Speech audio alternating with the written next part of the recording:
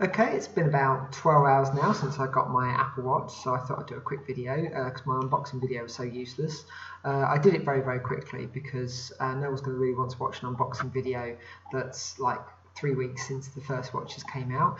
But I went for one of the black sports watches, black sports bands, so therefore they only actually started coming out 2 days ago and I got mine yesterday.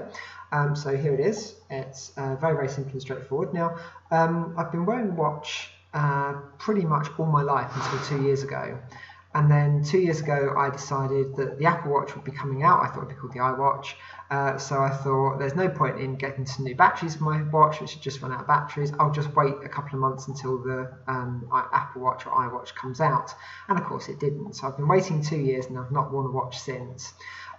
First impressions though are I wouldn't say I'm a total Apple fanboy. I am a fan of Apple, but I use a Windows PC and I do Windows programming rather than Apple programming. But there are certain things I do really appreciate with their technology and their hardware. And one of the things that I've noticed, a lot of reviews were talking about the fact that you can't feel that the watch is actually on your wrist, which is very different to a lot of watches where you feel that if you're actually typing on a computer keyboard or something like that, you have to take your watch off first of all.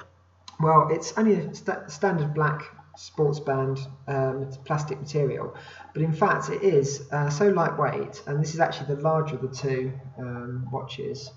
I don't know if I can activate the display for you. It's the larger of the two watches, and I honestly cannot feel it on my wrist while I'm just doing my day-to-day business. I forget that I've even got the watch on at the moment, which is possibly a good thing. One thing I've also noticed is the haptics are not particularly strong, even though I've got it quite tight to my wrist. I know I've got it tight enough because you can check by looking and seeing if your heart rate's being able to be monitored. So on here I can see that my heart rate was monitored. I know it's all upside down to you, a bit more confusing, 81 beats per minute 1 minute ago. That means it must be tight enough to my skin to actually get a contact. But it's not actually feeling very tight. It doesn't feel like I've got anything sort of pushing on my skin or anything like that. I'm going to do software impressions in another video. This is really just about hardware impressions more than anything else. It is very well nicely made. It's very sleek, the lines are very good. It's nice and lightweight being the sports model. It doesn't look like it's going to scratch easily. I was very surprised by the sensors on the back being as small as they are. If I take the watch off, I was expecting from the videos to be a lot bigger than that. Also, the other interesting thing is this is plastic rather than ceramic on the sports model. They use ceramic on the other one. Whether that's a problem or not, I don't know. My wrists are quite small. The first thing I had to do when I got the watch out of the box was to change the band over to the small medium rather than the medium large. And in fact, being that I've got such small wrists, I'm almost at the end of the numbers already. There's only 2 more and I'd have to actually get an even smaller band. Putting the band on is really easy, as you can see. I can do it quite quickly. It doesn't require much effort, and then the fact that it tucks in is really useful as well. It doesn't catch on anything.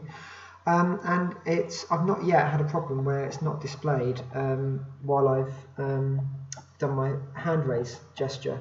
Because it's come off my wrist and it's recognised it's come off my wrist, it's got a passcode. Of course, I got the watch on the day that they realised that the passcodes can actually be broken really easily. You just have to turn it off and do a power hit, so hopefully there'll be an update for that.